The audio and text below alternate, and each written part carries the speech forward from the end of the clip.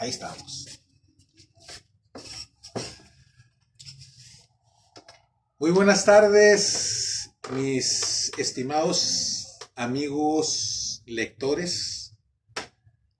Me da gusto saludarlos. Hace tiempo que no hacíamos una entrevista. En este caso va a ser una charla, va a ser un diálogo. Eh, estamos con Rodolfo Elías, es escritor, ¿verdad? Ya a él lo habíamos entrevistado ya para presentar su libro Memorias del Desierto, que todavía tenemos aquí algunos ejemplares para que lo donó de cortesía para las personas que vienen aquí al Club Dumas. Y estoy muy contento, Rodolfo, porque creo que haciendo una reflexión, creo que han sido bien recibidas estas pláticas culturales, ¿verdad? Por así llamarlas, sobre muchos temas que hemos abordado, muchos temas relacionados con la literatura, relacionados con los libros, pero relacionados con muchas otras cosas, que al final de cuentas hay toda una asociación con la sociedad, con la ciudad, pues esa es parte, ¿no? de la literatura, ¿no? Entonces, buenas tardes. Me gustaría que de nueva cuenta te presentaras aquí con sus amigos de Librería Anticuaria Juárez, en este caso de la sección del Club Dumas, para poder iniciar sobre un tema que les tenemos de sorpresa, que hoy vamos a tocar en esta sesión. Sí, claro. Muchas gracias otra vez a Ives por tenerme aquí, por dejarme tomar parte en esta conversación. Mi nombre, como ya lo dijiste, es Rodolfo Elías. Soy escritor, escribo más que nada cuento y ensayo. Tengo algunos artículos. Colaboro para 2 revistas en línea, una de ellas en España, en Asturias, España, El Cuaderno. Hago colaboraciones para ellos, periódicas, y otra revista en inglés que está en Liverpool, Inglaterra, que de hecho es un fanzine de los Beatles, y a ellos también les entrego a colaboraciones de cuando en cuando. De hecho, esta semana entregué la más reciente para después, para que si quieres verla. Y pues es lo que hago yo prácticamente, pero lo mío más que nada, a lo que más me ha abocado desde que empecé a escribir, es el cuento. Tengo una novela que empecé, la tengo como a 3/4, pero por falta de tiempo y también pues tal vez un poco falta de entusiasmo, se quedó ahí, pero estamos todavía dándole al cuento pues en verdad es para mí un honor estar aquí otra vez. Ya me diste la oportunidad una vez y pues otra vez que estoy aquí tomando parte de esto. Gracias, Rodolfo, gracias. Y pues miren, la plática de hoy va a versar sobre un escritor, ¿sí? Juarense, o juarense por adopción, ¿sí? Porque él nace en la ciudad de Delicias y estamos hablando, muchos ya se dieron cuenta porque ahí vieron el libro ahí enfrente, ¿verdad? Estamos hablando de Jesús Gardea Rocha, el escritor juarense por adopción, deliciense de nacimiento, chihuahuense obviamente, ¿sí? Jesús Gardea Rocha. ¿Qué te viene a la mente? Una pregunta, Rodolfo, tú que estás eres un lector asiduo y te gusta, pues escribes cuento, ya estás escribiendo. ¿Cómo te viene a ti el conocimiento de Jesús Gardea? ¿Es algo reciente o ya conocías a este escritor o de repente supiste de él? Te lo digo porque ahorita mi percepción es que no Jesús Gardea no no percibo que haya un amplio conocimiento sobre él, ¿verdad? No digamos en Juárez o en Chihuahua, sino en, en, pues en el espectro general de, de los escritores. No, como que tengo esa sensación de que no es muy conocido, pero a lo mejor puedo estar equivocado. ¿Tú cómo empezaste a conocer al escritor Jesús Gardea? Claro, mira, yo a Jesús García la primera vez que supe de él, ah, no sé si te acuerdas, había un módulo aquí en la ferrocarril, módulo del correo del libro. Sí, sí me Estoy acuerdo. hablando de 1988. Sí me acuerdo. Había regresado yo de Los Ángeles y empecé a acercarme por ahí. Tenía yo 18 años. Y entonces, yo allá en Los Ángeles, una vez ahí en la biblioteca del sur de California, conocí un gringo y yo pues en ese tiempo pues traía mis ondillas, tú sabes, de literatura y todo eso. Entonces quise platicar yo con él de los escritores del beat, tú sabes, a Jack Kerouac, Allen Ginsberg y William Burroughs. Entonces, él, en lugar de eso, él empezó a hablarme de los del boom latinoamericano. Así que al último la conversación se hizo acerca de los del boom, de los cuales yo para entonces no sabía, ya había leído a García Márquez, ya había leído a Fuentes, ya había leído a Cortázar, pero todavía me faltaba mucho. Entonces la forma en que él me habló de ellos, pues me hizo pensar que yo necesitaba saber más de ellos. Para hacer la historia corta, entonces empecé a acercarme ahí al módulo. Y entonces Víctor Urbina, que era el encargado de allí, pues en esos días de tanto verme, me preguntó si estaba ocupado en las tardes. Le dije que no. Entonces me dijo, ¿no te gustaría estar aquí en las tardes encargándote del lugar? Y dije, bueno, pues a lo mejor sí. Y ya la pensé y ya me puse ahí. Entonces, una vez, ahí en ese módulo fue donde conocí yo pues a todos los personajes culturales de Juárez en aquellos años. Ahí conocí a los Chávez, a Miguel Ángel y a Jorge Humberto. Ahí conocí a muchos, por ejemplo, como la poeta Rosario San Miguel, diferentes directores de teatro locales, a Pilo Galindo ahí llegó alguna vez, toda la gente, el bandido, el pintor, tú sabes que es un personaje de aquí, de Juárez. Entonces, una vez estaba ahí un amigo mío y estábamos ahí, estaba una persona ahí viendo los libros, ahí llegaban a ver los libros. Entonces, cuando se fue esta persona, mi amigo me dice, ese es Jesús Gardea. Entonces, para entonces yo había oído su nombre, pero no me acordaba de dónde. Entonces ya me dijo, sí, pues él es su escritor y ha publicado. La cuestión es de que, curiosamente, ahí en el correo del libro, ahí teníamos toda la segunda edición de lecturas mexicanas que sacaron y parte de la primera, teníamos como la mitad de la primera colección de la primera serie, era la serie uno y la 2. Lecturas mexicanas en esas series publicaba a los grandes autores mexicanos. Ahí se publicaron, o sea, en esa edición como una edición más accesible a la economía, tú sabes, Sí, sí, sí, del claro. mexicano promedio. Entonces ahí se publicaron las grandes obras mexicanas, El laberinto de la soledad, La región más transparente de Fuentes, ahí se publicó El complot mongol de Bernal, algunos de Monsiváis, La noche de Tlatelolco, de Poniatowska. Todos los grandes ahí salieron, fueron publicados por ellos. Curiosamente nosotros teníamos toda la colección de la segunda serie y yo no sabía en aquel entonces que ahí teníamos este libro. Yo no, si lo vi no me fijé porque su nombre no me resonó hasta después que me dijeron, pero aún así no supe dónde había visto yo su nombre o dónde había oído yo de él.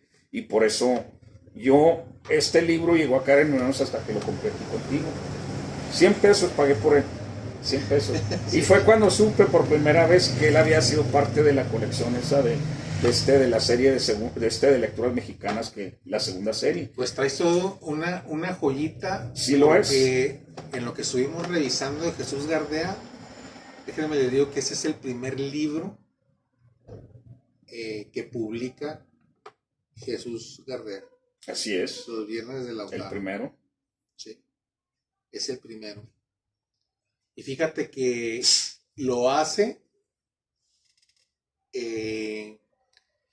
porque en un taller de escritores aquí en Ciudad Juárez viene un escritor que de apellidado La Bastida Ochoa, debió haber sido algo del exgobernador de Sinaloa. Y hace contacto con Jesús Gardea y yo creo que empezó a ver su trabajo y lo culmina a publicar.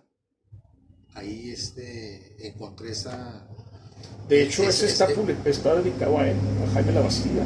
¿Ah, sí? No recuerdo si todo el libro o algún cuento, pero ahí viene una dedicación a él, a Jaime La Bastida. Okay. Entonces estamos confirmando sí. lo que te estoy diciendo. Entonces, son los viernes de Lautaro, de Jesús Gardea, el primero de sus libros.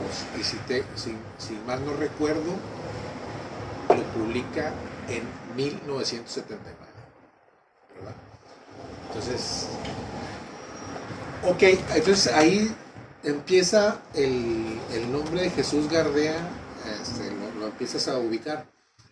Entonces me estás diciendo que esa es información importante, que en estas colecciones pues solamente es selectiva en relación a quien publica ahí en esa colección. Así es, y lo peculiar de él es de que yo me identifico con él porque yo ya empecé a escribir a los 39 años. Pues casi la misma edad que él. Él tenía 39 también. Entonces, es curioso porque su primer libro de cuentos, él escribió 6 libros de cuentos, 6 colecciones de cuentos y 13 novelas. Ahora, en esta ocasión vamos a hablar de los cuentos, desde luego, pero este fue su primer libro de cuentos y lo publica la serie Lecturas Mexicanas. Es increíble, pero esto nos dice una cosa, porque como él ya estaba de cierta edad cuando empezó a escribir, pues ya estaba sólido, ya estaba escribiendo él con propósito, con conocimiento de causa, él ya tenía un estilo más o menos definido, porque ya obviamente todas las lecturas, las prácticas que tuvo, y es que uno, pues cuando empieza uno a escribir literatura, uno ya pasó de todos modos por otro tipo de escritos, las cartas. Yo siempre he sido de cartas también, hasta la fecha, como ya no escribimos cartas en papel, los correos electrónicos, y ahí los uso a modo de cartas. Entonces, ahí ya está desenvolviéndose uno, ya está, en cierta forma, está forjándose un estilo. Entonces, por eso él, cuando empezó a escribir, él ya estaba en ese punto en el que ya no necesitaba la práctica que necesitan muchos después de publicar su primer libro. A ver, te quiero hacer una pregunta, y yo lo vuelvo a insistir, ¿verdad? Yo me considero muy neófito en toda la cuestión de la literatura, en el sentido de estilos literarios y todo eso, leemos otro tipo de escritura. ¿Cómo se va haciendo un escritor de un estilo? Eso me interesa saber. Pues, primero que nada, escribiendo, porque pero siempre ¿cómo tenemos el estilo? ¿Influye lo que lees? Influye lo que lees, y yo pienso que el estilo más que nada nace cuando uno tiene ya esa seguridad. Cuando empiezas a escribir ya con verdadero propósito, verdadero conocimiento de causa. Esos dos son elementos muy importantes para escribir. Para escribir, independientemente de que si eres un buen escritor o no, el solo hecho para ser escritor, tienes que tener 3 cosas esenciales para ser un escritor sólido. Conocimiento de causa, propósito y dominio del idioma. Que es ahí donde fallan muchos. Y entonces ya cuando tienes ese conocimiento de causa es cuando ya empiezas a pensar en términos ya más personales, ya te das más libertades, y ya ahí es como está desarrollándose el estilo, cuando empiezas a ser tú. Porque todos empezamos imitando, todos tenemos a alguien en mente cuando empezamos a escribir, siempre tenemos a alguien en mente. Unos tienen a García Márquez, otros a Juan Rulfo, otros a quien sea, ¿no? Pero siempre tenemos a alguien. Y ya conforme seguimos escribiendo, entonces que nos vamos solidificando en la práctica y que vamos sabiendo más de lo que es el contar una historia, y que ya llega un momento en el que adoptas tu propia forma de contarla, que ese es el estilo, y que es algo de lo que voy a hablar de él, porque él tenía un estilo muy personal, tenía un estilo muy idiosincrático, tenía un estilo muy, a veces es arbitrario, porque, en el buen sentido, es arbitrario porque él escribía como él quería. Fíjate que qué bueno que me dices eso, porque estuve yo informándome un poquito sobre qué podía encontrar yo de Jesús Gardea en la web, en información, y encontré una entrevista que le hicieron a una pareja suya que radica, que precisamente tiene estudios de literatura hispanoamericana. Ahorita se me va a venir el nombre a la mente. Y le hacen una entrevista a ella, pues obviamente ella lo conoció bien, ¿verdad? Fue su pareja sentimental. Y me sorprendió algo muy interesante que lo acabas de confirmar tú, que pocos escritores, ella dice que muy pocos escritores influyeron en él, en su escritura. No sé si eso será un disparate en ustedes que son escritores y que manejan esos temas, pero él comenta que él no leyó mucho ni tiene mucha influencia de escritores mexicanos de su época. ¿Por qué? Porque no los leía. Ese es uno. También decía que no era muy dado a estar en círculos literarios con otras personas, con otros escritores, con eso, porque no le gustaba, y que ahí dice que esa no era su fuente de inspiración para escribir, ¿sí? Entonces, y menciona, no sé si lo pueda relacionar o no, que uno de a los que leía y que volvía a releerlos, uno de ellos es Calderón de la Barca. ¿Encuentras algo ahí de Calderón ahí por ahí en ese sentido? Y mencionan otro escritor cubano que tiene un nombre medio raro, que escribió un libro ahí que está medio difícil de leer, no sé, no recuerdo el nombre ahorita. ¿No es José Lezama Lima? Lezama Lima, exactamente. Paraíso.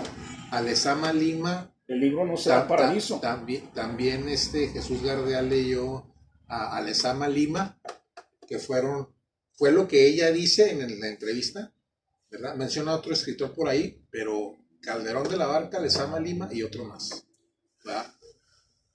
Y aparte que también leía teología, leía historia, leía otras cosas, ¿verdad? Él estaba también muy metido en el arte barroco.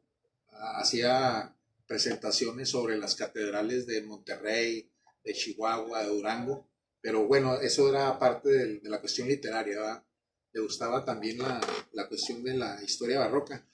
Entonces, pues yo cuando leo eso digo, pues estamos hablando de un escritor entonces pues que no se percibe como eso que acabas tú de decir, ¿verdad? Una originalidad en lo que está haciendo en su obra. ¿Es correcta esa apreciación o no? Es que, mira, en este caso, la originalidad muchas veces se siente como tal basado en tus influencias. Es como Rulfo. Rulfo, cuando tú lees a García Márquez, tú luego ves las influencias. Entre ellas, Faulkner, desde luego, el Ulises de ¿cómo se llama? Del escritor irlandés. Válgame, no me estoy acordando ahorita. En fin, entonces, de Rulfo no es muy obvio. La influencia más fuerte que se percibe que él haya tenido es Dante. ¿Quién es él? Dante Gardea. Alighieri, el que escribió la Divina Comedia. Jesús, No, Juan Rulfo. Ahora, volviendo a Jesús Gardea, estoy usando como ejemplo a Rulfo porque tampoco sus influencias se sentían muy, muy fuertes, pero en Gardea, fíjate que era una de las cosas que voy a querer comentar, de que yo percibo algunas influencias, pero no son influencias, como dijiste tú, muy obvias.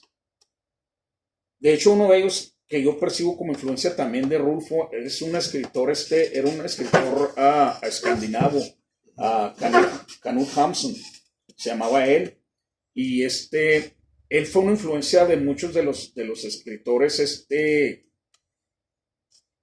que fueron representativos del principios del siglo pasado a últimos del siglo XVIII, como Dostoyevsky, como estoy hablando de Kafka mismo, Knut Hamsun, y yo percibo la influencia de él en Gardea. Percibo la influencia de Beckett, de Samuel Beckett. De hecho, hay un cuento y yo apenas supe al estar leyéndolo, un cuento de él donde viene un personaje que se llama Molloy. Molloy es una novela de Samuel Beckett. Y hasta siento yo el cuento ese como una especie de continuación de la novela, de la historia de la novela de Beckett, pero trabajada, tú sabes, en el estilo y usando, pues, desde luego su voluntad propia como escritor. Así es que yo percibo algunas influencias. Percibo, por ejemplo, en el primero percibo a García Márquez, porque de hecho este libro está increíblemente lleno de simbología increíble, como lo está la obra de García Márquez, especialmente Cien años de soledad. Cien años de soledad es conocido por eso, porque está lleno de hay muchos guiños de ojo para los entendidos. Dame un ejemplo ahí de eso. Sí, pues los iniciados en lo que llamaban aquellos en las religiones del misterio, los iniciados en tú sabes, la cofradía y todo eso. Trae ese libro de Viernes de Lautaro. Y aquí tengo algunas acotaciones que hice, porque este libro está lleno, especialmente el cuento que da nombre al libro Los Viernes de Lautaro, es un cuento increíblemente lleno de simbología. Yo nunca había visto después de Joyce, ahorita que quise decir el autor irlandés, James Joyce, yo nunca había leído tanta simbología en un libro, aparte de 100 años de soledad y el Ulises de Joyce. Y este es el único libro después de ellos que he visto yo que está plagado de simbología. De hecho, toda su obra está plagada de simbología. El sol. ¿Nos puedes dar un ejemplo así? El sol es un ejemplo. El sol usa mucho el sol, el oro, lo dorado.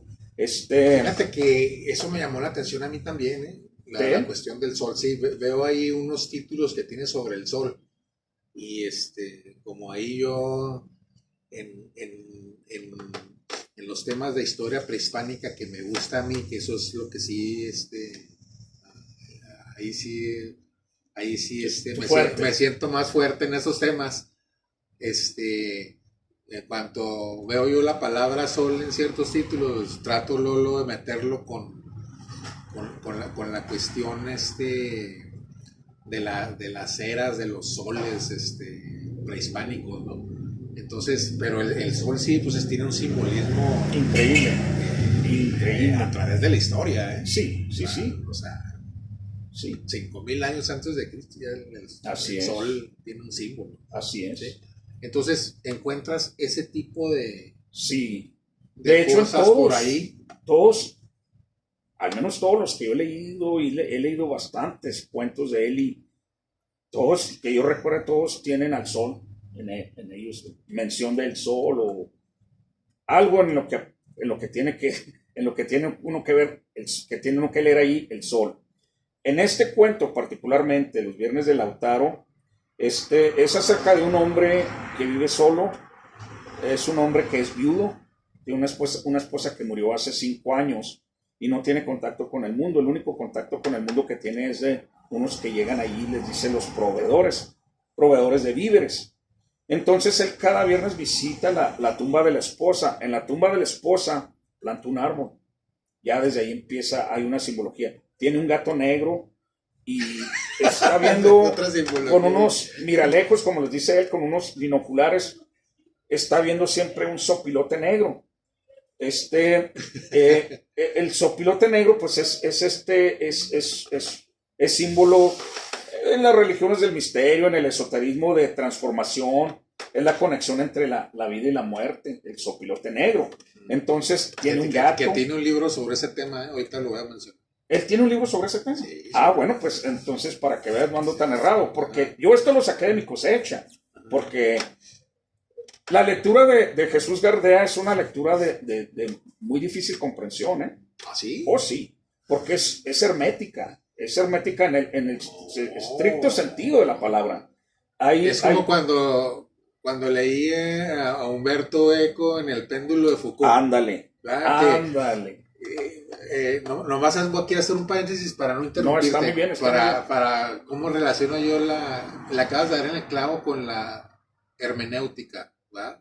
Con desgajar lo que hay adentro ahí, ¿no? Sí. O sea, lo escondido, ¿no? O desglosarlo para poder entender cuál es el mensaje. Claro. ¿Sí? Bueno, pues leo yo el libro El nombre de la rosa de Humberto Eco. Pues en 6 días me lo aviento, ¿no? Dije, a ver, El péndulo de Foucault. Dice, pues va a ser más o menos algo parecido. Y que no, hombre. Te atoras, ¿verdad? No, me atoraba luego Sí. de las 2 páginas. Y como no podía avanzar como el del hombre de la rosa, pues ahí lo tengo. Y son libros que avanzas 1 o 2 páginas poco a poco. Sí. Eso hay que entenderlo muy bien como lectores, ¿eh?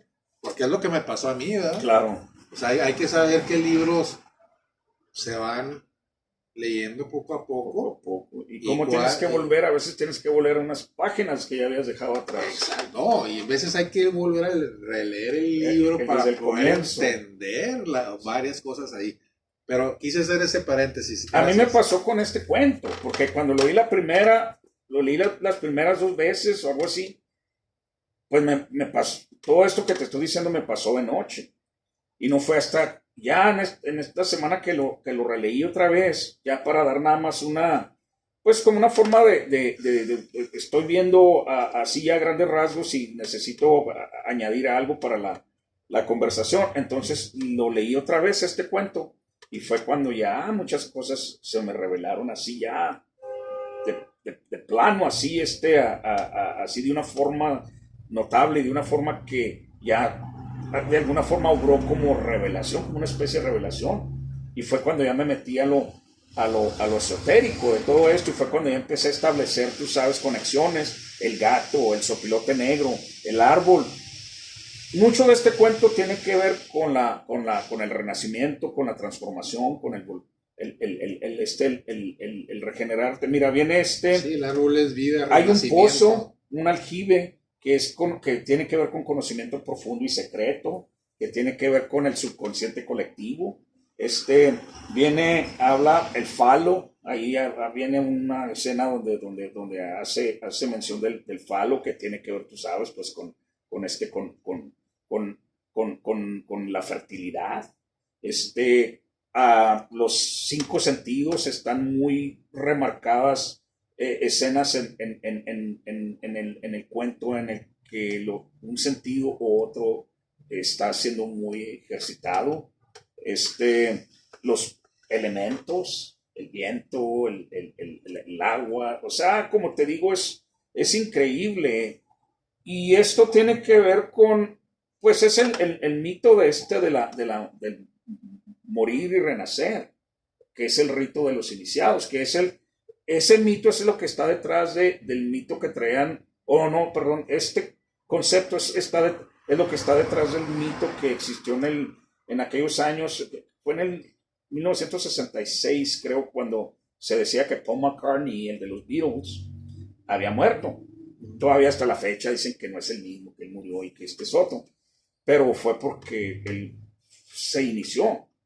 Él fue iniciado y por eso a eso le llamó como una forma de morirse al hombre antiguo y volver a renacer como el hombre nuevo, que es también detrás del volver a nacer en la cristiandad, de morir, tú sabes, como dicen, a la carne y levantarte, a resucitar al espíritu. Entonces, como te digo, todo hay una conexión en cuanto lo que pues el esoterismo, las llamadas religiones del misterio, a lo hermético y todo eso, y la literatura de él, pues en cierta forma parte de su arbitrariedad consiste en eso, que en cierta forma es mucho para entendidos. Por eso yo creo a él nunca le importó mucho Descolla, porque lo que estás diciendo ahorita de que él no hacía ronda él no se juntaba en grupos de literarios y de escritores, es porque él tenía su propio concepto, yo creo, ¿no? De escribir, de la literatura, y por eso él no, por eso ahorita volviendo a la pregunta que me hacías, que por qué creía yo que él no descolló tanto, en el sentido de que por qué no se sabe tanto de él, por qué no es tan conocido, pues fue precisamente por eso, porque él escogió ser él y no recurrir a nada más que a su obra para presentarse ante la gente, ¿no? A diferencia de muchos que lo que los ha hecho, pues ha sido precisamente esas conexiones, que ya te metes a su obra y te das cuenta que no hay sustancia, te das cuenta que realmente no hay mucho allí. Muchos de los bestsellers es porque están conectados, es su forma de ser exitosos, pero una cosa es el éxito y otra cosa es, Sí. pues, la calidad artística, ¿no? La sustancia. Fíjate que se menciona, porque también ahí estuve viendo a ver, bueno, qué escritores juarenses y chihuahuenses han descollado en la literatura a nivel nacional e internacional.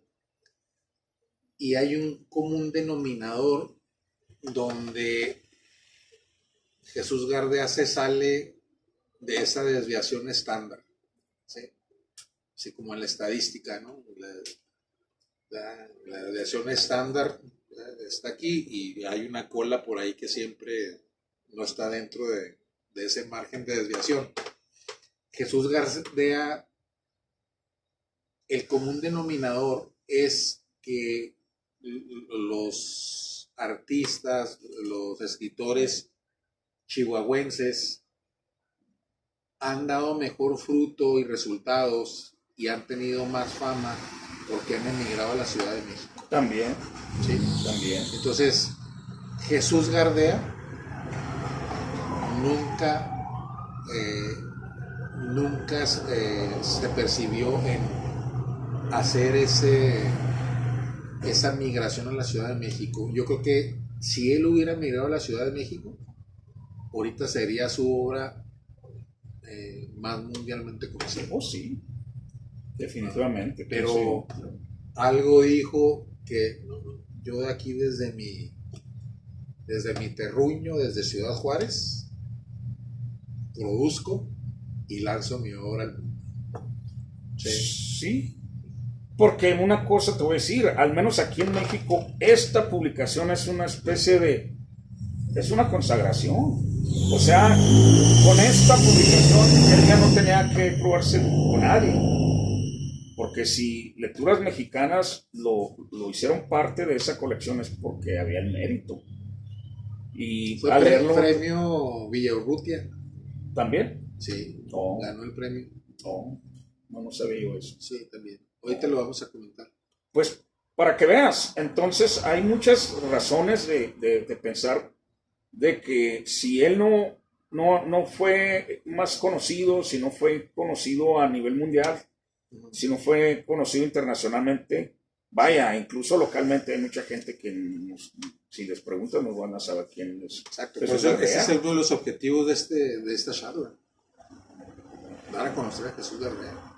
Porque a lo mejor no sabemos ni lo que tenemos. Exacto. No, de hecho, no. Es que te lo digo porque he encontrado yo investigaciones de él en Estados Unidos. Sí? Sí, en el King College de Gran Bretaña. O sea, no se diga en la... O sea, hay investigaciones de su obra. Investigaciones en cuestiones literarias. ¿Sí? Académicas. Yo pienso que hay algo en su obra interesante que hace que sea de interés internacional el estar investigando lo que escribió.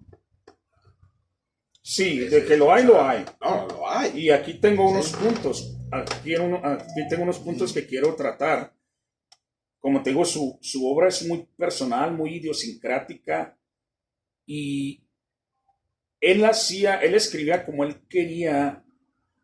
Y la justificación única que había era la justificación literaria, pero también el hecho que él te estaba presentando su postura, él te estaba ofreciendo su propuesta desde un punto de vista muy personal, pero sólido a la vez, porque trata temas universales, que es lo que hace a muchos autores conocidos a nivel mundial y cuya obra tiene ese peso del universal, porque usan elementos, hablan de temas universales, temas que pues son parte de la historia humana, la muerte, el amor, la soledad, el erotismo, todo eso, el tiempo, los elementos, todo eso. Es como decía Borges, decía, pues para escribir bien con sustancia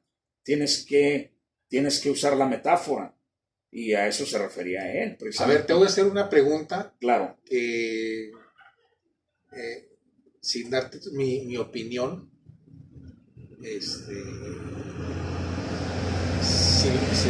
a ver qué opinas tú.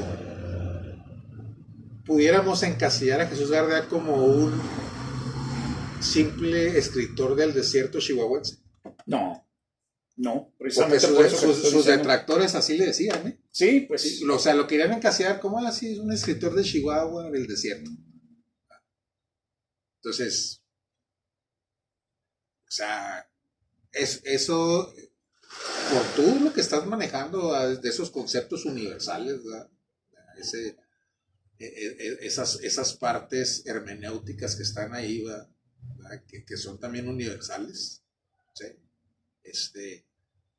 Yo pienso que esa forma de tratar de encasillarlo en un ámbito geográfico norteño del desierto como un escritor, ¿sí? A mí se me hace que eso era hasta cierto punto, ¿cómo te diré? Era una crítica insana en ese sentido. Descalificadora, exactamente. ¿Por qué? Pues porque o sea, su obra no pudo haberse quedado aquí en esta parte del territorio. ¿Por qué? Porque tú ves cómo ha trascendido su obra en las investigaciones que se han hecho de su obra a nivel internacional. Entonces, no procede esa crítica. No procede. Y te voy a decir una cosa, los que lo han catalogado así es porque no lo han leído. Es muy fácil descalificarlo, es muy fácil leer un cuento de él y decir, este es un cuento más de... Porque la cuestión acerca de Gardea también es que, como te digo, el hecho de que es un escritor, cuando digo que es un escritor idiosincrático, es un escritor telúrico de la tierra, es un escritor de espacios, pero él trasciende usando ese espacio donde él está ahí, en el desierto chihuahuense. Él trasciende de lo particular al universal, como te digo, porque está llevándote por senderos del alma humana, está llevándote por senderos de la psique humana, está llevándote por senderos de la existencia humana. Sus personajes están llenos de una existencialidad increíble, como los personajes de Beckett, como los personajes de Knut Hamsun, el que te decía, como los personajes de Kafka. Entonces, ese es el encanto de él. Como te digo, sí es fácil descalificarlo, como te digo, porque su lectura es de difícil comprensión, pero para eso tiene uno que echar mano también de su bagaje cultural. Tiene que echar mano uno de lo que has leído. A mí se me hacía difícil de primero leerlo, pero ya cuando volví fue cuando me encontré con una veta de conocimientos. Yo lo voy a decir más directamente, Rodolfo. Yo creo que gremio literario del centro de México no podía soportar un escritor original que no fuera influenciado por el mismo gremio allá en el norte donde habitan los apaches. ¿Sí? ¿Cómo ves? Es cierto, fíjate que sí. O sea, si ellos no lo sancionan, no tiene valor. No podían concebir cómo un diamante en bruto estuviera escribiendo eso. Exacto. Allá en Placeres. Exacto. ¿Sí ubicas ese nombre, Placeres, o no? Placeres, no. ¿No? Placeres es la ciudad ficticia que inventa Jesús Gardea. Oh, así se llama. Sí, porque yo no le puedo encontrar en nombre. Otros libros. Sí. Okay. Ahorita a ver si lo comentamos. Porque iba a ser mención de eso. ¿Qué sucedió? Eso fue lo que pasó. ¿Eso pasó? Eso fue. ¿Sí? Eso fue. Sí. Sí lo descalificaron porque no estuvo sancionado por ellos. Y tú sabes, tiene uno que recibir la bendición de ellos para que pueda ser... Como Bruno Trave, ¿no? Que no sabían quién estaba escribiendo. A ver, que tuvieron que investigarlo a través del CISEN. A ver quién era Bruno Trave. Sí. Luis Espota tuvo que andar investigando, porque la camarilla de escritores ahí, bueno, oye, pues alguien está escribiendo con el seudónimo de Bruno Trave, pero no sabemos quién es. Tuvieron que, a través del CISEN, investigar quién era Bruno Trave. Luis Espota fue uno de los que estudiaron eso. Fue uno de los que investigó. Pienso yo que una de las que tuvo relación con él en ese plan, fue la hermana de Plutarco Elías Calles, ¿no? Se me hace también tuvo algo que ver ahí en sus travesías aquí en México de él, y que ella estuvo detrás de algunas publicaciones o algo así. No, o sea, algo así he oído yo. Entonces, estamos ante un escritor original, sí, bajo tu concepción. Sí. Y tu análisis literario. Definitivamente. Sí, original. Sí, original, y que escribía de una forma muy personal. Que no estaba pidiendo recursos ajenos para presentarnos su propuesta. Él lo hizo con lo que él traía. Y por eso, como te digo, a veces es difícil entenderlo, porque uno a veces quiere establecer conexiones, uno a veces quiere establecer comparaciones, y cuando no tienes...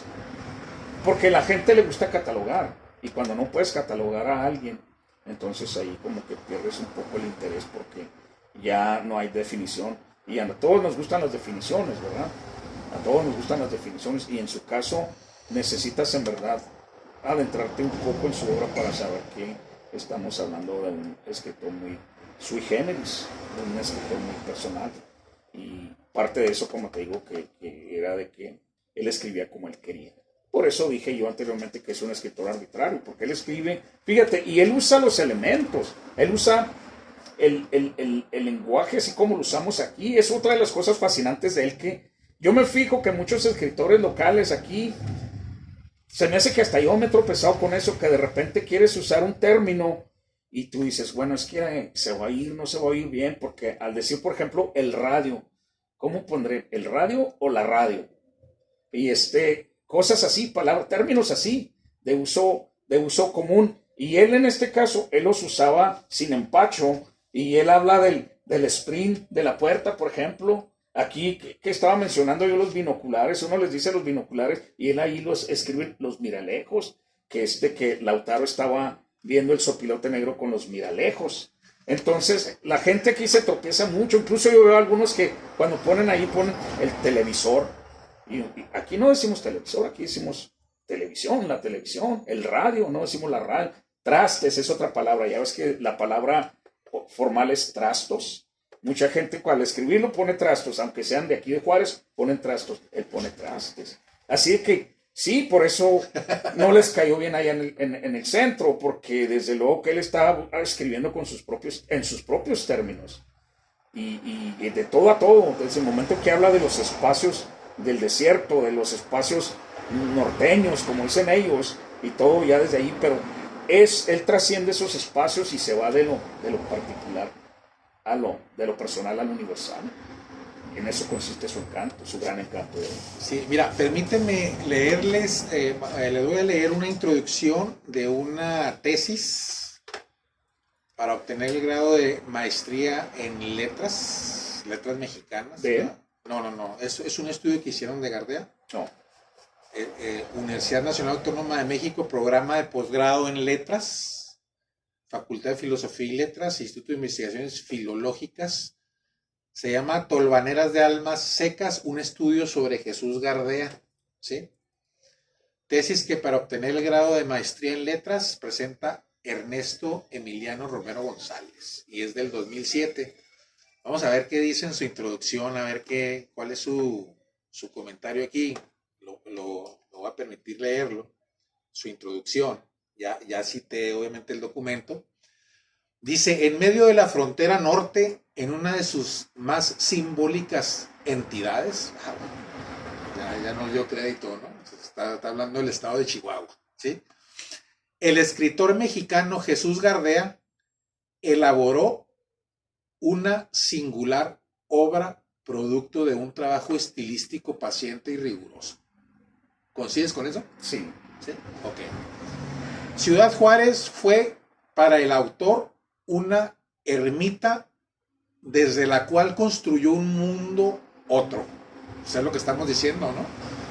Él dijo: yo aquí me quedo, ¿sí? Y desde aquí aviento mi producción literaria hacia todas partes, ¿no? Lejano a las vociferaciones con las que se enuncia regularmente a esa población. Órale, ¿sí? ¿Qué vociferaciones serán esas, no? Ahí, ¿cuál es el concepto de los juarenses, ¿no? que se tiene, ¿no? Precisamente ese es uno de los objetivos de estas charlas, Rodolfo, ¿verdad? O sea, destacar nuestro talento norteño y juarense al mundo, porque aquí hay mucha gente inscrita en este canal de diferentes partes del mundo, no nomás de México, ¿sí?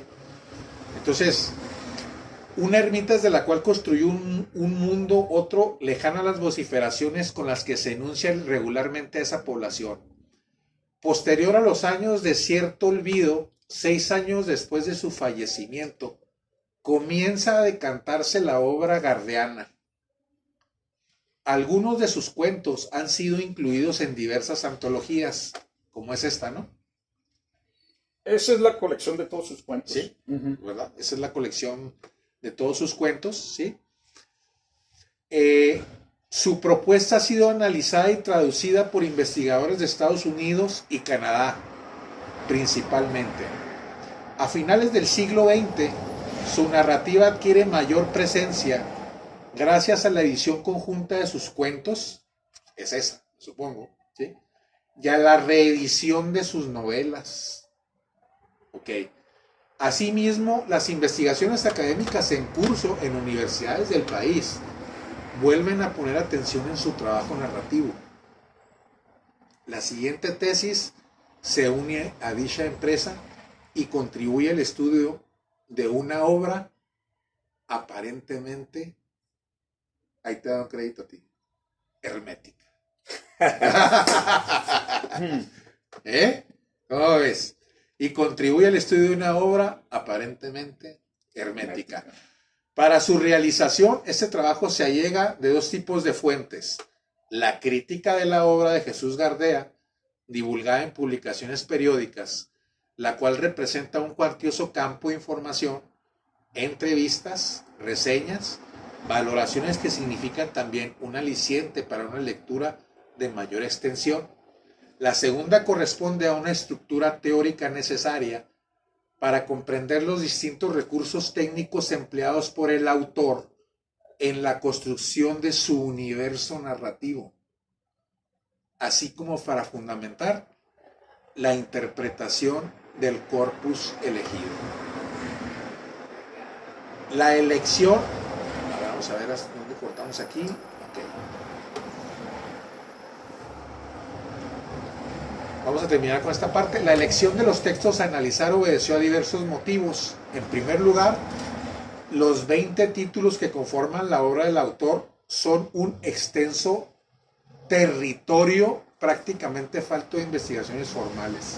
Si bien ha habido acercamientos por parte de la academia, Estos abordan generalmente los primeros textos del autor, tanto en novela como en cuento. Por esta razón, he decidido acercarme a De Alba Sombria, tercer volumen de cuentos, libro que se encuentra en la etapa intermedia de su cuentística, posterior a los 29 relatos de sus dos primeros libros, Los Viernes de Lautaro y Septiembre y los otros días. ¿Revisaste algo de Septiembre y los otros días? Sí. Sí. A ver, ¿qué nos puedes platicar sobre Septiembre y los otros días? Mira, aquí hablo de hecho nada más seleccioné un cuento de Septiembre y los otros días. Más frío que el viento es este cuento y es acerca de un hombre que está en el hospital, no te dice por qué, y de repente en un estado de duermevela entre la vigilia y el sueño empieza a hablar con la gente que ya no vive, gente que él conoció que ya no vive, o sea, en otras palabras, muertos, que en cierta forma uno lo interpreta tal vez como una especie de augurio, y lo sume a uno en una especie de estupor, de esos estupores que son aterradores a veces, algo así como lo que hacía a veces Cortázar. Hay un cuento de Cortázar, se llama La noche boca arriba, y en ese cuento es un hombre también que está en el hospital después de un accidente de motocicleta en la Ciudad de México, en México moderno, pero de repente ese hombre también está en una especie de duermevela en el que de pronto él siente como que está en el México prehispánico en una plancha donde están a punto de ofrecerlo en sacrificio, están a punto de sacarle el corazón, como dice el libro aquel antropológico de Uber, no es Uber Matos, es Matos Moctezuma, Muerte a filo de obsidiana. Y ya ves que les cortaban el esternón con navajas de obsidiana. Entonces están a punto de hacer eso con él, y él está entre la vigilia y el sueño, y al último, al acabarse el cuento, pues no sabes tú si él nomás está soñándose como una persona que está allá en los tiempos prehispánicos, o si el de los tiempos prehispánicos está soñando al que está en el presente, pero al último resulta que está siendo ofrecido en sacrificio, y eso que sueña él es como una especie de revelación de que está trascendiendo, pero es aterrador. Y así el cuento que viene de Septiembre y otros días que leí, Más frío que el viento, y es una de las características de la literatura, de la obra de Gardea, que no te da muchos detalles, a veces no te da un contexto de la historia que está contando, pero al último con lo que te quedas es con la sensación que te produce estar leyendo eso. Y ya tú vas a hacer tus propias asunciones, ya tú vas a escribir tu propia historia si quieres, pero lo que pasa con Gardea también es que él es un creador de atmósferas, es un maestro para escribir, para producir atmósferas. Él es lo que hace con uno, él juega con uno de esa forma, y a veces al último ni te cuenta una historia, al último nada más, él escribe sus historias desde las impresiones, desde las sensaciones, y por eso leer una historia de él a veces, más que leer una historia, es un viaje pues sensorial, en la que experimentas con todos tus sentidos al estarla leyendo, y es parte de su estilo, es parte de su encanto, es parte de la trascendencia de su obra, que no captan muchos que lo leen nada más así a primera vista y quieren leer una historia, porque mucha gente, es que hay que entender que el cuento se supone que son historias, ¿no? El cuento se supone que lo efectivo de un cuento, eso lo decía Borges mismo, es contar una historia sin complicaciones, pero hay otros que llevan eso, tú sabes, a otros planos, y Gardea es uno de ellos, que al último es la historia lo que no nos importa, sino que la experiencia que vas a tener al leer. Pues interesante eso. Sí, y por eso te digo, él escribe desde las A veces, oye, porque en la novela sí es la historia lo importante, ¿no? sí, pues en la novela y en el cuento sobre todo, porque acuérdate que el cuento tú te abocas a... La novela pues ya va a usar otro tipo de elementos, ya va a usar... O sea, no, en la novela lo importante sí es la historia, ¿no? Es la historia, pero la novela te da lugar a que cuentes acerca del personaje, acerca de... Ya te sales El cuento es más abstracto. No, el cuento es más directo. El cuento vas a contar la historia de una mujer que le atropelló un Uber y luego se peló y a él después lo agarraron porque después traía a la hermana de la mujer atropellada y... A ver, para nosotros los neófitos, ¿cuál sería la diferencia de un cuento y una novela? La diferencia de un cuento y una novela es de que el simples. cuento te cuenta la historia y va al grano. Como dice Denzel Washington, explícamelo como si fuera un niño de 3 años. Bueno, vamos a ver si podemos hablar no, de 6 años. A ver si podemos hablar con un niño de 6 años porque ahora son muy inteligentes. Pero sí, o sea, el cuento te cuenta la historia directamente. Ok, vamos a lo que venimos. Cuéntame, ¿qué pasó? No me digas lo que hubo alrededor de eso.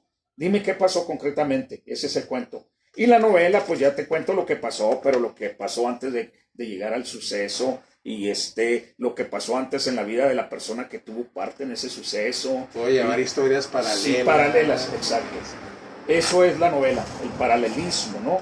Y muchos de ellos pues ya se salen en más tangentes y todo, como Ulises de Joyce, que ya no es la historia nomás lo que te está contando en la novela, sino que te está llevando por un viaje de lenguaje, y era lo que hacía Gardea. Una de las cosas acerca de Gardea es de que él usaba el idioma más que en su obra, más que usarlo como un medio narrativo, el lenguaje, el idioma, lo estaba usando como un medio de expresión.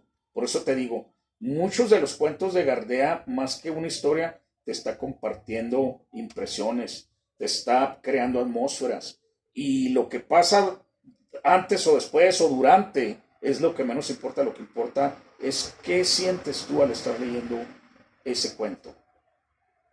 Y por eso te digo, es un escritor arbitrario, es un escritor que hace lo que le da la gana, pero dentro de bases muy sólidas y elementos es un andamiaje que está formado, construido por muchas cosas, por universalismos, tú sabes, como te digo, habla de la experiencia humana, dentro de su localidad, de su localismo, dentro de su simpleza, entre comillas.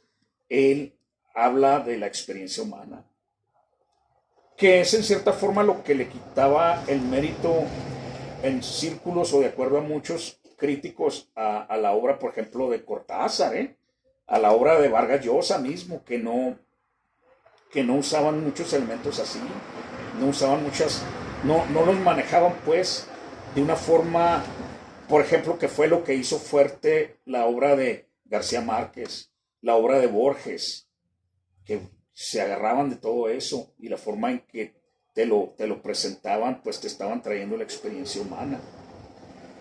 Y en el caso de Cortázar, por ejemplo, que era más lo doméstico, a veces lo cotidiano, lo que él usaba para presentarte su propuesta. Muy original también, porque curiosamente otra cosa respecto a Gardea es de que, como te digo, su forma de usar el lenguaje local, que usa palabras, usa expresiones, y muchas de esas expresiones aparentemente las usamos aquí, pero no las usamos. Él las está creando usando palabras, y era lo que hacía Cortázar. Cortázar, aparentemente, cuando tú lees los diálogos de él, tú crees que estás oyendo un diálogo entre dos bonaerenses, por ejemplo, pero ya si le preguntas a un bonaerense te va a decir, no, es que a esto no lo decimos así, o esto es en eso consiste la originalidad de él, en eso consiste la originalidad de Rulfo también, que él hace lo mismo también en sus cuentos y en Pedro Páramo. Lo mismo las atmósferas y los diferentes parajes que crea él. Han hecho estudios en los que fueron a buscar al estado de Jalisco, fueron a buscar lugares de los que aparentemente hablaba Rulfo, y pues no los encontraron. Como placeres. Y ándale, como placeres. Y pues él se reía, dice, pues es que eso yo lo creé. Y ándale, placeres, porque En este caso, y apenas ahorita estoy sabiendo que se llama Placeres, porque era una de las preguntas que tenía yo. Decía, bueno, existe Comala de Rulfo, existe el Macondo de García Márquez, existe el Santa María de Onetti, y cómo se llama el lugar donde están desarrolladas las historias de Gardea. Y ya me estás diciendo tú que se llama Placeres, ¿verdad? Fíjate. Entonces, él creó su propio mundo. Claro, y para eso pidió prestado el mundo físico en el que se movió él, ¿no? Sí. Pero él usó ese mundo físico para crear su propio mundo abstracto, ¿no? Que esa es la literatura. Y ese es el gran encanto, porque lo hizo con una gracia que tú al leerlo no vas a pensar, tú sabes automáticamente que estás leyendo a un autor de acá. Lo que me gusta de él también es de que no se metió con las cuestiones del argot y todo, del cuarense, del fronterizo, sino que usó un contexto más amplio. Que le da la universalidad, ¿no? Exacto, porque sí. Te voy a decir una cosa, de lo que yo he leído de los autores locales, dejan mucho que desear. Los que yo he leído, los diálogos están muy mal tratados, están muy mal logrados, porque el autor no tenía ni el suficiente conocimiento de causa, no tiene la suficiente experiencia o no saben captar el lenguaje coloquial como tal, y en sus diálogos se refleja. Uno de ellos es la novela de Víctor Bartoli, Mujer Alabastrina. ¿No te gustó esa? No, porque no me gustan los diálogos, porque se me hace que esos diálogos los sacó ya sea de la literatura o los sacó de la televisión. Oye, fíjate que me leíste la mente, Rodolfo, porque ese es el siguiente escritor que me gustaría analizar contigo.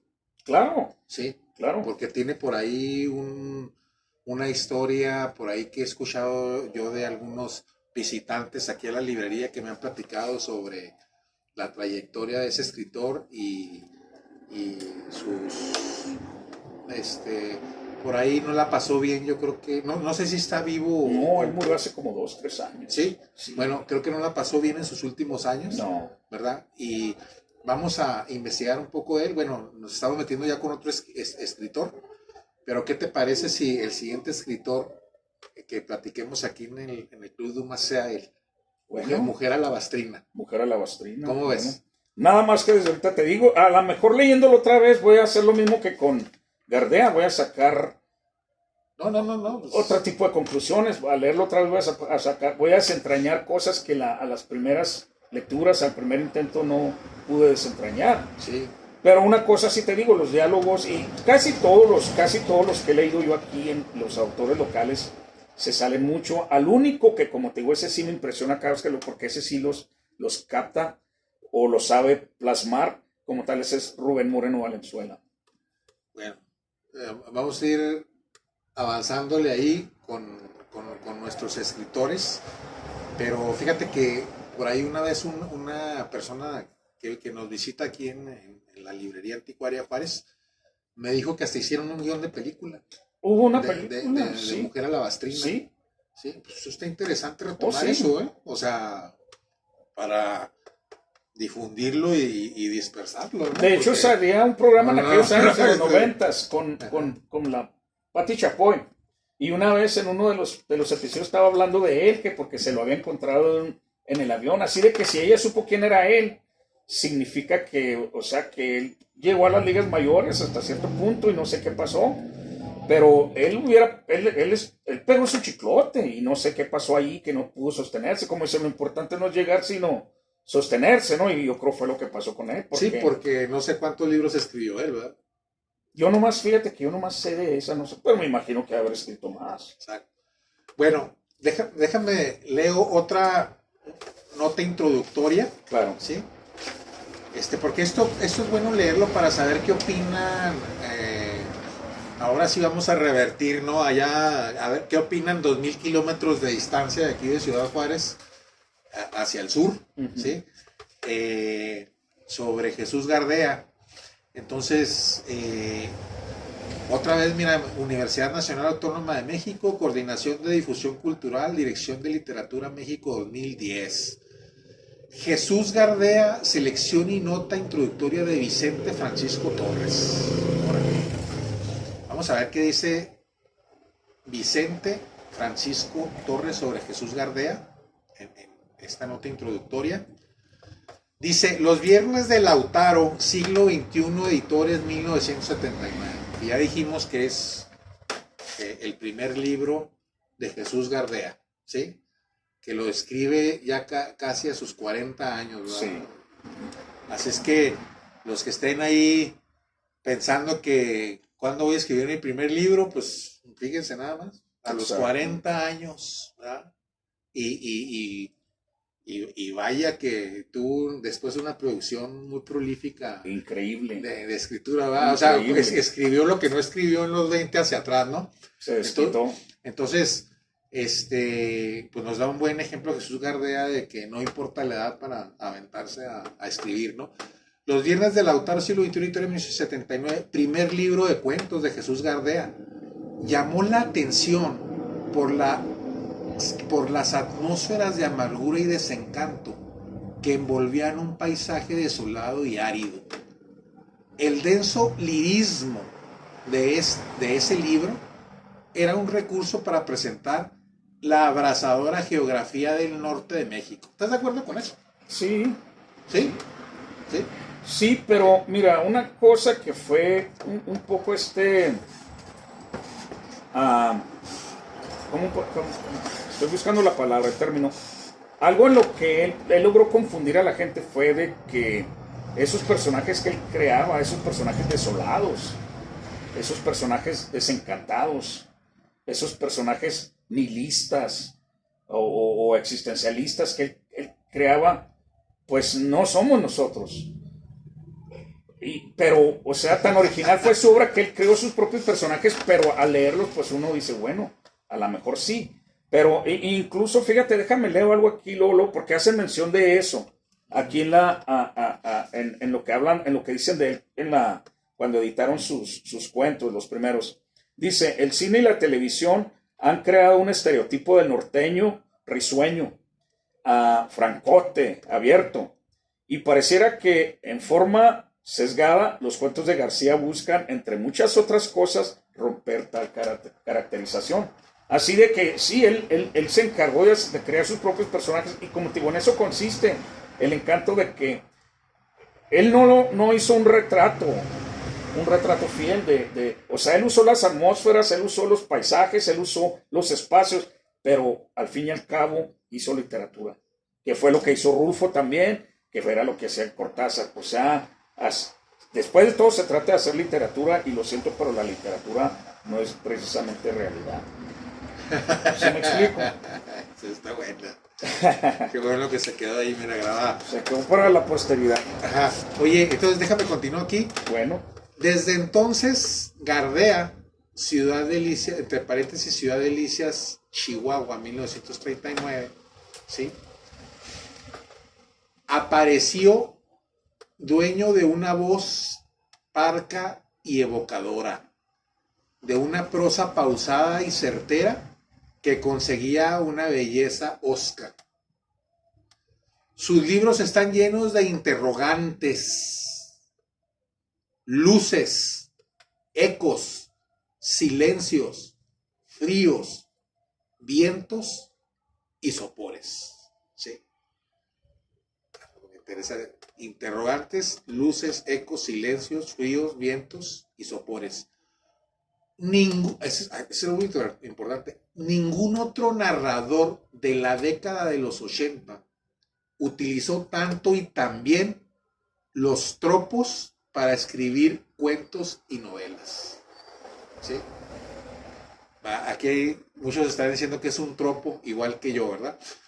No sé si yo creo que aquí da un fragmento de alguno de sus cuentos o de sus libros. Dice, no sé si llegue yo completo a la casa de mi amigo, pues sudo como si fuera un país de muchos ríos. ¿Sí? Leónidas Góngora, bolsita de veneno, nos escupía. Yo creo que da ese ejemplo como tropos, ¿no? ¿Sí?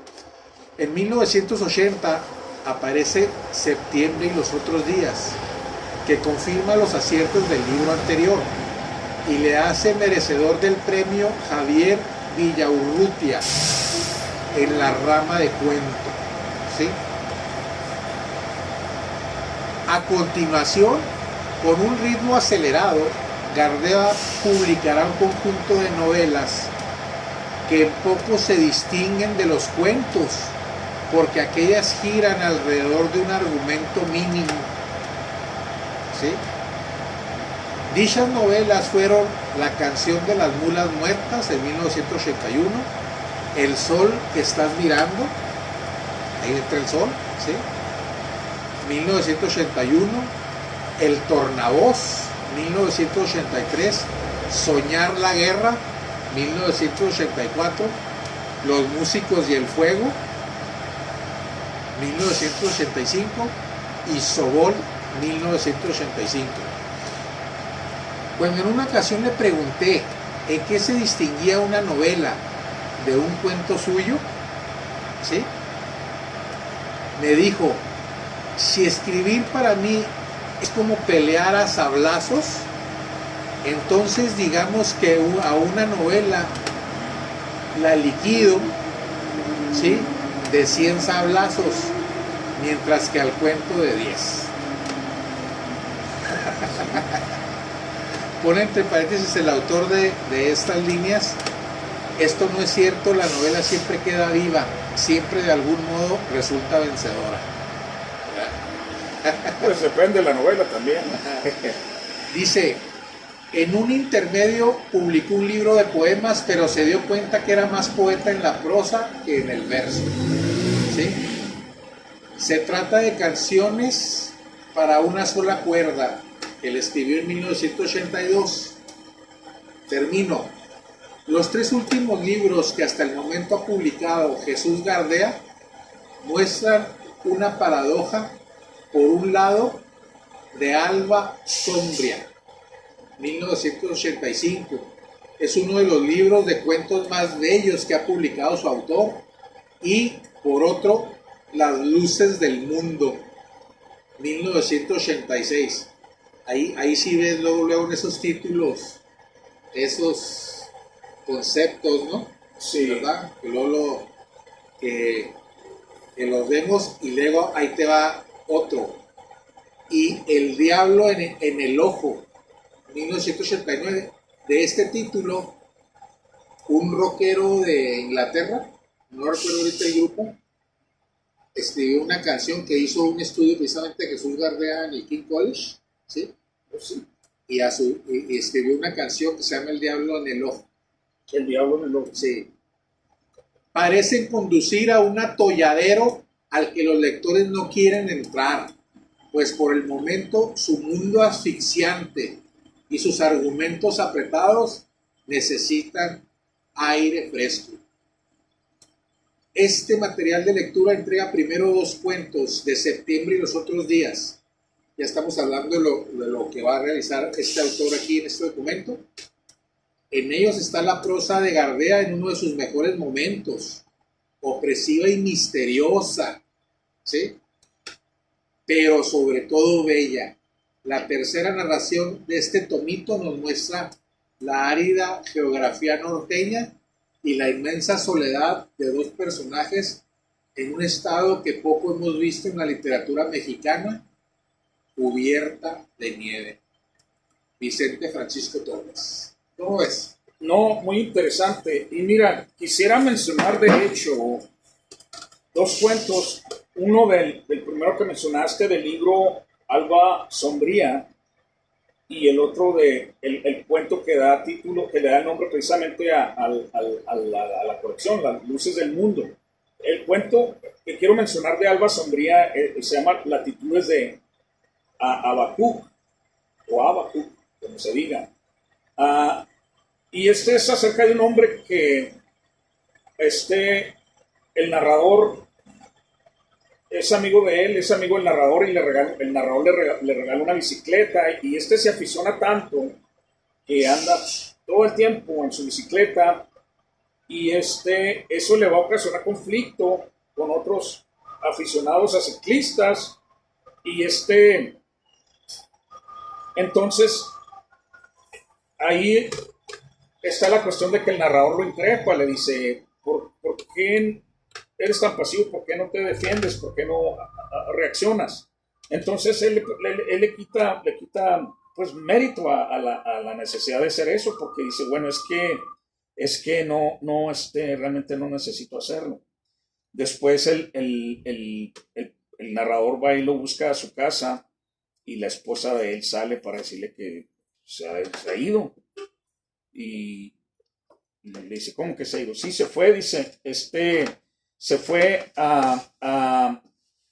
se fue, aquí está el diálogo, mira, dice la esposa, le responde a la esposa y luego dice que se fue, dice, ¿a dónde se fue? A sus latitudes. Una latitud es la distancia angular entre la línea ecuatorial y un punto determinado de la Tierra. Así que a este punto hay una latitud en este punto que es, me imagino, la que seguían en el orden de las diferentes pirámides del mundo, las de Egipto, las de Perú, las de México, que están situadas en latitudes muy específicas, como que están siguiendo eso. Entonces, hay muchos personajes así en la obra de Gardea, personajes que son tipos prodigiosos, como iluminados, que saben algo que uno no sabe, ¿me entiendes? Y está plagada la obra, al menos en los cuentos está plagada la obra de Gardea. Y este cuento pues tiene esa belleza de que estamos hablando de un hombre que trasciende muchas necesidades, como en este caso necesidad de defenderse de otros que lo están acosando. El otro cuento que te quiero mencionar es precisamente Las luces del mundo. Este cuento muy peculiar porque aquí maneja, este cuento está cargado de erotismo. Es un hombre que son dos mujeres, una prostituta y una restaurantera, que tienen un encuentro con un hombre misterioso que siempre está hablando de que él vive en un lugar donde los muertos tienen lámparas negras, y dice él, porque al amanecer suben a beberse las luces del mundo. Entonces el cuento se acaba y tú no sabes qué pasó, quién era él o a qué se debía el encuentro que tuvo con las mujeres, pero es como te digo, las atmósferas que crea, y sobre todo que tiene un erotismo gótico, un erotismo, o sea, hay algo muy interesante, al estarlo leyendo te está regalando una experiencia mística con solo leerlo. Y como te digo, es un cuento sin respuestas. Hay muchas preguntas en ese cuento que tú dices, bueno, aquí por qué esto, aquí por qué lo otro, pero al fin y al cabo es lo que menos importa. Y como te digo, es lo que él te produce al leerlo. Y la literatura, pues, es en gran medida eso.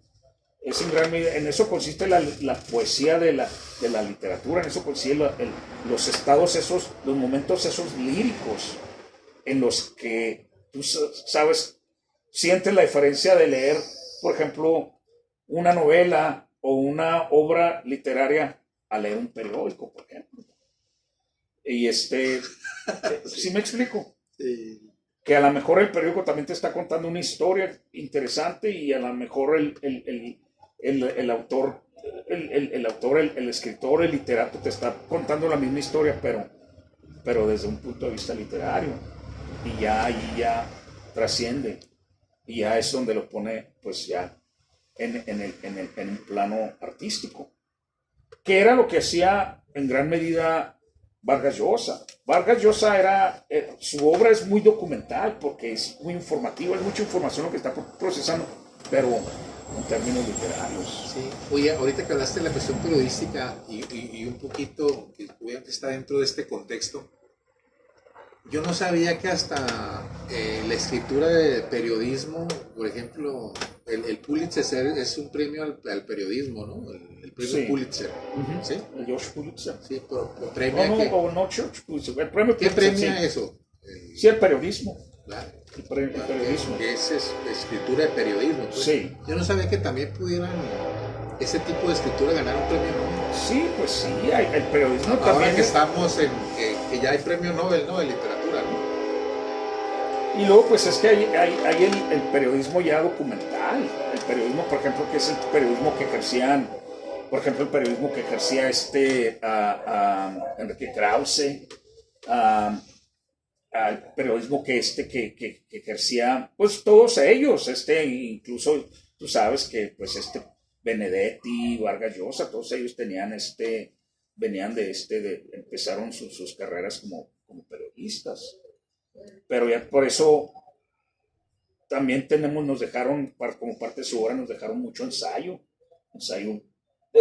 periodístico hasta cierto punto porque es documental, no es narrativo, es ensayo, pero sí, pues el periodismo tiene su mérito literario también, hay una forma de, por ejemplo, el periodismo que hacen, por ejemplo, que hacían revistas como la revista Rolling Stone, a la revista Vanity Fair, mismo Playboy, yo me acuerdo ahí en Playboy, yo llegué a leer unas entrevistas bien pesadas, de hecho tengo una colección de entrevistas de Playboy, pero yo llegué a leer entrevistas de Sartre, con Henry Miller, la de Lennon, ahí viene de una de las últimas entrevistas que le hicieron, pues fue donde se publicó por primera vez en Playboy. O sea, hay mucho periodismo con gran mérito literario.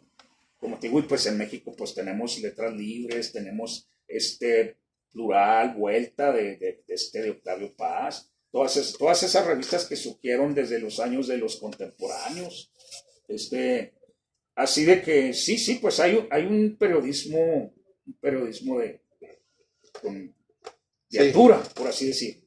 Voy a comentar este otro libro, este otro documento, y luego prepárate, Rodolfo, para concluir ya, ¿verdad?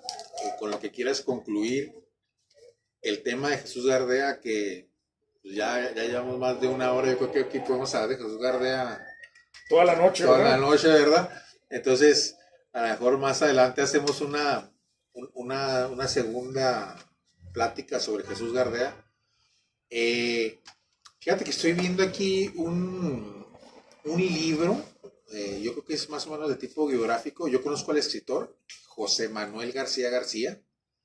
Él tiene varios libros, ¿verdad? Algunos son de tinte histórico, ¿verdad? Tiene una que se llama Colección Literaria Chihuahuense. Y estoy viendo aquí que se llama su libro Literatura Juarense, Jesús Gardea, por José Manuel García García. Pero lo que me acabo de dar cuenta es que precisamente él, este escritor, ¿verdad? José Manuel García García, él creo que ya se jubiló, fue profesor de la NMSU, New Mexico State University, la Universidad de Nuevo México, aquí en Las Cruces, ¿sí? Y obviamente él dio clases en la Facultad de Literatura, de Letras que hay ahí en NMSU. Y estaba viendo que el tema de su tesis de maestría de José M. García dice, y que es una tesis de 1986. O sea que hace esta investigación en vida todavía, de Jesús Gardea. Eso es algo interesante. Jesús Gardea creo que muere por ahí en el 2000. ¿Sí? Dice, lo real maravilloso en la narrativa de Jesús Gardea. MA tesis, master, ok. Esta la hace en la University of Texas at El Paso. ¿Sí? O sea que posiblemente sea una de las primeras tesis que haga estudios sobre Jesús Gardea a nivel mundial. Esta tesis de maestría muy interesante, de José M. García la hace en el 86. ¿En el 86? En el 86, pues todo está en vida Jesús Gardea. Y te quería hacer una mención de eso, porque obviamente al hablar de lo real maravilloso, se está refiriendo al primer libro. Es donde, como te digo, ahí se siente mucho la influencia, ahí sí se siente la influencia de García Márquez, por ejemplo. Te mencionaba el primer cuento, hay, hay como, pues los primeros 3 cuentos, pero Aquellos Bamba es un cuento donde viene un personaje que aprende a, de repente es mudo y de repente empieza a hablar y luego de repente empieza a tocar la flauta y hace música y una música muy bella y pues es un ser prodigioso, muy al estilo de los personajes de García Márquez, sobre todo en Cien Años de Soledad. Y aquí pues también aquí están en cierta forma haciendo alusión al símbolo del dios Pan, porque tiene un tío él que vive en los bosques y él es el que crea los instrumentos y todo, y ya ves, el dios Pan pues era conocido por eso, por la música, la flauta. Entonces, sí, pues hay en la primer colección de cuentos sí se ve mucho eso, lo real maravilloso, lo que llaman el realismo mágico, que es lo que caracteriza la obra de García Márquez y específicamente en Cien Años de Soledad. Muy bien, muy bien. Entonces, aquí cita otro artículo para hacer este libro. José Manuel García García es de él mismo, La geografía textual de placeres. También publicado, este lo hace en el 87, también publicado en la revista de la Universidad Autónoma de Ciudad Juárez. Y luego otro artículo también de José Manuel García García, o sea, obviamente, dossier especial, Jesús Gardea in memoriam, revista de diálogo cultural, Fronteras 17, verano 2000, mira, fue cuando murió. Cuando muere 885, en colaboración con Adriana Candia, publicado por el Consejo Nacional para la Cultura y las Artes, y en el suplemento cultural de la revista Semanario, 27 de marzo del 2000. Ok, lo hacen in memoriam, ya dossier especial, a ser interesante ese artículo. Entonces estamos hablando que, bueno, wow, encontramos que aquí ya un gran estudioso de Gardea, pues es el escritor también José Manuel García García, quien tenemos el gusto de conocer, y a ver si un día por ahí lo invitamos a hacer un diálogo en esta mesa sobre Jesús Gardea. ¿Cómo ves? Oh, estaría, ¿verdad?, maravilloso. Porque pues tiene varios artículos sobre él y yo creo que así como lo que yo he visto, es posible que las primeras investigaciones universitarias sobre Gardea, él sea pionero en ese tema. Oh, estaría muy bien. O sea que, ¿a qué quiero llegar? Que bueno, pues los que están haciendo allá tesis de licenciatura, maestría o posgrado en la UNAM o en alguna universidad del centro de México, pues ya les estoy dando una referencia bibliográfica de cajón, ¿verdad? ¿Por qué? Porque cuando tú haces una tesis, ¿verdad?, de posgrado, pues tu investigación tiene que llegar a tal grado hasta a ver quiénes son los primeros que investigaron el tema. Entonces, no citar a José M. García, que fue en el 86 de los primeros que hacen investigación sobre Gardea, pues es que no hicieron bien su chamba, ¿sí?, de investigación. Pero como estamos a 2000 metros a 2000 kilómetros de distancia, pues a lo mejor estas investigaciones allá no cuentan. Pues sí, acuérdate que en México siempre ha sido, y lo dije la otra vez que estuve aquí contigo, que el centralismo, en México, el centralismo. Sí. Hago esa crítica porque pues tengo que hacerla. Pues, es la realidad. Sí. Al pan y al vino vino, ¿no? Es la realidad. Hago ese sarcasmo, y pues ni modo. Y fíjate que hace este documento biográfico, me parece muy completo. Voy a leer este abstract de presentación. Dice: la obra de Gardea comprende 2 registros estilísticos perfectamente diferenciados: el lírico coloquial y el neobarroco. Fíjate. ¿Qué me puedes decir de eso? Pues sí, el lírico... El neobarroco, mira, ya te lo había comentado. Sí. El lírico coloquial y el neobarroco. O sea, son sus estilos perfectamente diferenciados. Pues sí, el lírico, el lírico coloquial, de la forma, lo que te estaba diciendo anteriormente, de lo que hace el arte, lo que hace el lenguaje, lo que hace la realidad trascender a un estado de arte, porque ya el artista le da su toque con su propio pincel y le infunde la poesía él usa el lenguaje coloquial, él usa, tú sabes, instancias cotidianas, vulgares de la vida diaria, pero en su forma de manejarlas te las está presentando como literatura y como tal se siente. Tal vez no si vas con el interés de leerlo como lees a todos los demás, porque como te digo, este autor, estamos hablando de un autor muy particular y un autor que requiere más, un poquito más, no estoy diciendo de seso, un poquito más de inteligencia, ni mucho menos, más bien sensibilidad.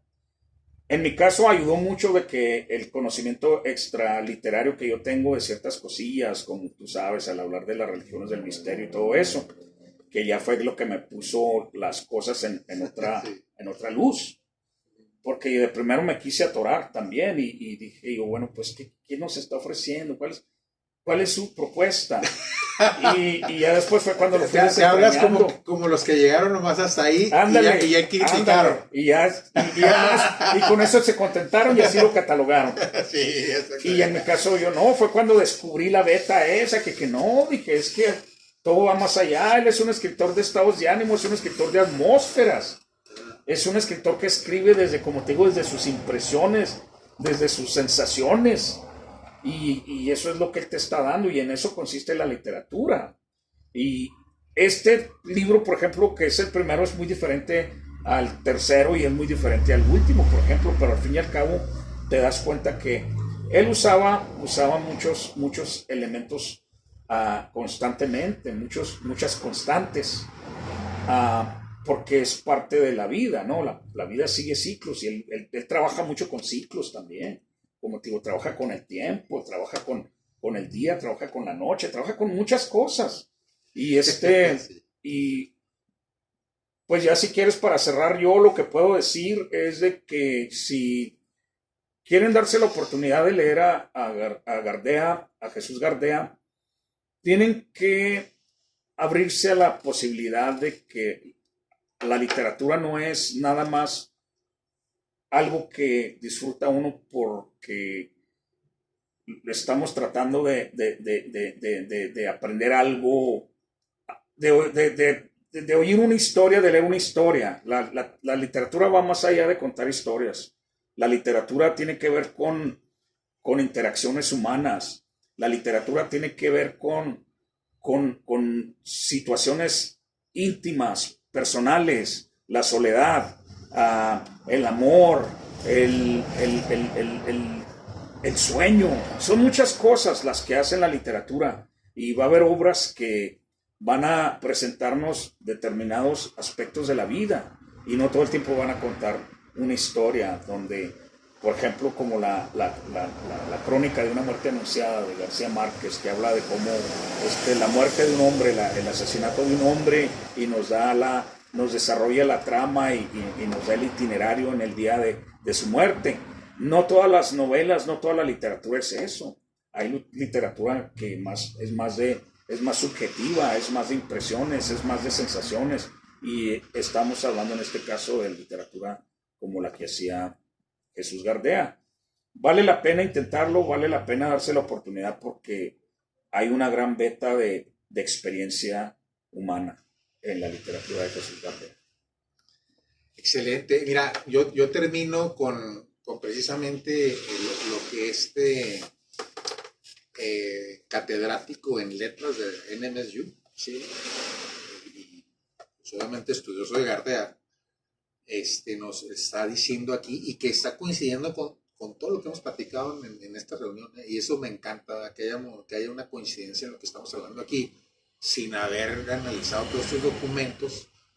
Dice, hay una gran diferencia entre la primera novela, El sol que estás mirando, y la novela Sobol, que es hermética por sus excesos barrocos. Fíjate, otra vez aquí hay una técnica ahí de identificación. Y se refiere a la simbología más que nada. Sí, hay técnicas de identificación de perfiles con las puras palabras que se van repitiendo, ¿no? Ahí en lo que tú haces o escribes. Y pues otra vez sale aquí la palabra barroco. Otra vez sale la hermenéutica o la hermética aquí. Entonces, ¿verdad? Dice, de los cuentos podemos contrastar septiembre y los otros días, donde hay una mesurada armonía entre el lenguaje norteño y la voz poética que alienta los textos, y el cuentario difícil de atrapar. En él domina el estilo poético hermético, otra vez, o neobarroco, ¿sí? Debemos agregar, sin embargo, que en ambos registros Gardea utiliza tres técnicas literarias en forma constante. Estas son la omisión o elipsis, la sinopsis o resumen y la frase lacónica o telegráfica. Esta última técnica ya fue estudiada por Alejandrina Drew en su tesina sobre otra tesina, Alejandrina Drew en su tesina sobre la obra de Gardea. Tanto los registros estilísticos como las técnicas literarias le sirven al autor para narrarnos un mundo dominado por las leyes del realismo mágico. Lo que acabas de comentar ahorita, ¿no? ¿Sí? Que con García Márquez, ¿verdad? Gardea nos da un mundo real maravilloso llamado placeres, ¿sí? Mundo hecho del vaivén entre lo literal y lo poético. Muy importante aquí lo que voy a decir. Entre lo sobrenatural y lo cotidiano, ¿sí? Entre el sueño y la vigilia, ¿no? También. Sí. José Manuel García, Las Cruces, Nuevo México, USA, verano del 2015. Esto lo pueden descargar de internet, ¿no? Ahí viene todas las novelas, la lista de las novelas, los cuentos, las antologías, libros póstumos, ¿verdad? El Yombo y los frutos, Tropa de sombras, ¿verdad? O sea, tiene unos nombres interesantes ahí los libros, ¿no? Sí. Y algunos lectores hacen sus opiniones sobre Gardea, ¿verdad? John Rushwood, Russell Clough, bueno, no sé quiénes serán, pero bueno, ahí es gente que ha analizado a Gardea y da su opinión de él. Y pues yo no sé tú, Rodolfo, pero yo veo que pues hay algo tras bambalinas en su obra, ¿no? Para que sea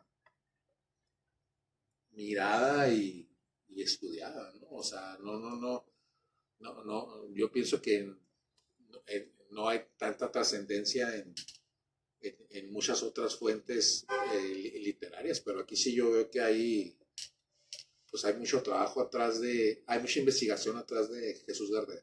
Para que veas que eso habla de una profundidad en su obra, de que su mensaje no era nada más lo que las apariencias enseñan, sino que hay que entender ciertas cosas para poder sacar lo que tiene que sacar de él. Y se puede, no tienes que ser un entendido de los misterios, no tienes que ser una persona inteligente o una persona que ha leído demasiado. Simplemente abrirte a posibilidades. Y él te ofrece muchas posibilidades. Pero si te cierras, porque es muy fácil cerrarse al primer intento. Después, cuando descubres lo que tienes que descubrir, lo que hay ahí para ti como lector, entonces dices, este es uno de los casos en los que valió la pena escarbar más, en los que valió la pena ser tesonista, en los que valió la pena abrir mi mente un poquito más. Sí. Finalizo yo haciendo la siguiente pregunta a todos los que nos escuchan y nos ven en este charla, en este diálogo. Bueno, a nivel local, le hemos dado la relevancia a Jesús Gardea. O sea, tenemos una fecha para conmemorarlo, tenemos algo que se esté trabajando a nivel local. ¿Cuántas tesis en la Universidad Autónoma de Ciudad Juárez habrá porque tenemos aquí una carrera de letras hispanoamericanas, ¿verdad? Sí. Sí.